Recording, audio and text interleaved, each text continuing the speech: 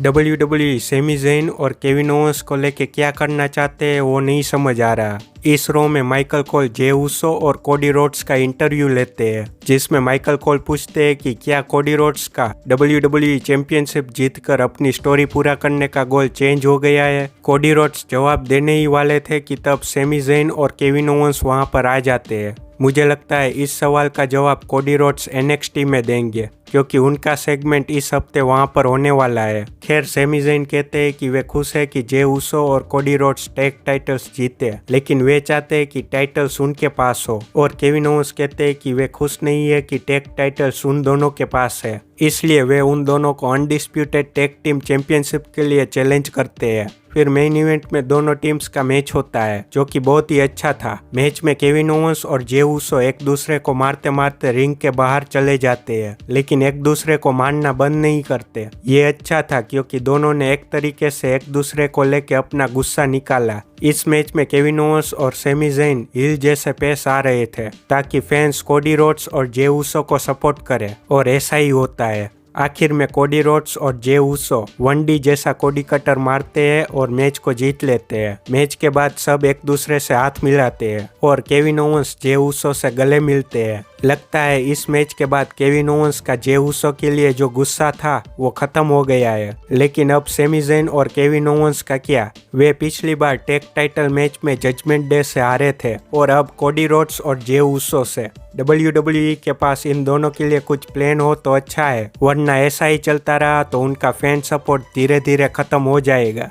ये तो था मेन इवेंट, लेकिन शो शुरू होता है सेथ रॉलिंस के प्रोमो से, जहां वे अपने फास्टलेन के मैच की बात करते हैं और कहते हैं कि उस मैच की वजह से उनका बैक सही नहीं है, इसलिए वे आज मैच नहीं कर सकते। लेकिन ड्रू मैकिंटायर वहां पर आ जाते हैं। सेथ रॉलिंस उनसे पूछते हैं कि तुम्हें मेरे साथ टाइटल मैच करना है, जिस पर ड्रू मैकिंटायर हाँ कहते हैं और सेथ रॉलिंस कहते हैं कि वे तैयार है आज मैच करने के लिए। लेकिन ड्रू मैकिंटायर चाहते हैं कि सेथ रॉलिंस मैच के लिए 100% हो, इसलिए वे क्राउन ज्वेल में मैच करने को कहते हैं और सेथ रॉलिंस क्राउड से पूछकर मैच के लिए हाँ कहते हैं। फिर ड्रू मैकिंटायर वहां से जा रहे थे, तब डेमियन प्रीस्ट सेथ रॉलिंस को पीछे से मारते हैं। फिर वे अपनी money in the bank briefcase मंगवाते हैं। डोमिनिक मिस्टीरियो ब्रीफकेस लेके आते हैं, लेकिन ड्रू मैकिंटायर उनको रोक देते हैं, जिससे डेमियन प्रीस्ट कैश इन नहीं कर पाते। ड्रू मैकिंटायर ने सेथ रॉलिंस को डेमियन प्रीस्ट से नहीं बचाया, लेकिन उन पर होने वाले कैश इन से बचाया, क्योंकि ड्रू मैकिंटायर को फर्क नहीं पड़ता कि सेथ रॉलिंस के साथ क्या होता है,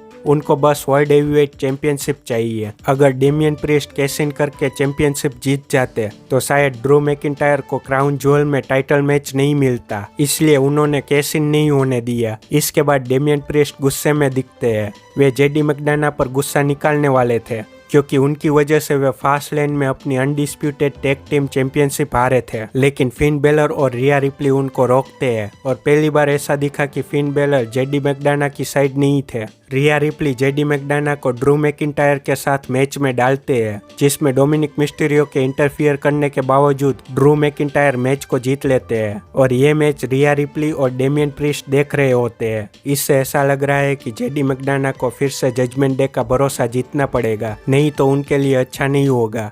अब बात करते हैं कोफी किंगस्टन और आइवार के वाइकिंग रूल्स वाले मैच की, जिसमें फिर से दोनों ने दिखा दिया कि वे क्या कर सकते हैं। इसमें टेबल तोड़े जाते हैं, वलाला इंटरफियर करते हैं, जिससे एक्जेवियर वुड्स भी वहां पर आते हैं और आखिर में आइवार मूनसॉल्ट मार के मैच को जीत लेते हैं। जिसके बाद शिंसुके नाकामुरा का इंटरव्यू होता है, जिसमें रिकोशेट आकर उनको मारने लगते हैं, जैसा उन्होंने फास्ट लेन से पहले कहा था। फिर ब्रॉन्सन रीड, चैट गेबल और रिकोशेट का मैच होता है। उसमें शिंसुके नाकामुरा रिकोशेट को मैच से पहले मारते हैं। यह अच्छा था शिंसुके नाकामुरा के लिए, क्योंकि उनको इतने हफ्तों से बिल्ड किया गया, उसको वेस्ट नहीं जाने दिया। बात करें मैच की तो ये triple threat match intercontinental championship के नंबर 1 कंटेंडर बनने के लिए था। मैच में ब्रॉन्सन रीड को पावरफुल दिखाया जाता है। आखिर में चैट गेबल रिकोशेट को केओस थियरी मारते हैं, जिसके बाद ब्रॉन्सन रीड उन दोनों पर रनिंग सेंटोन मारते हैं और रिकोशेट पर सुनामी मारकर मैच को जीत लेते हैं, जिससे वे इंटरकॉन्टिनेंटल चैंपियनशिप के लिए गंथर के साथ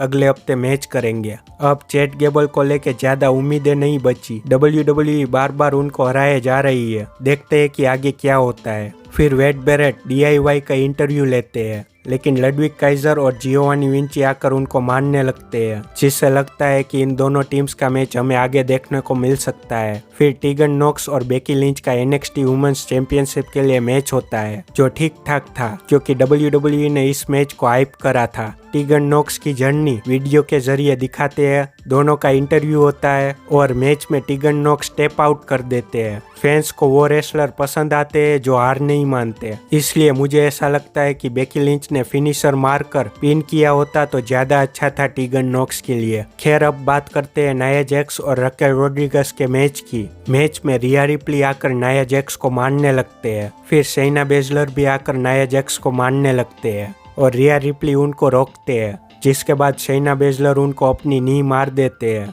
इसे देखकर ऐसा लग रहा है कि अगले बड़े इवेंट में हमें इन चारों का फेटल 4-वे मैच देखने को मिल सकता है। इसके अलावा रो में कई बैकस्टेज सेगमेंट थे जिसमें अगले हफ्ते होने वाले मैचेस को सेट करा जाता है, जिसे देखकर ऐसा लगा कि ये रो आने वाले रो के मैचेस को सेटअप करने के लिए ही था। आपका क्या कहना है कमेंट में जरूर बताइए।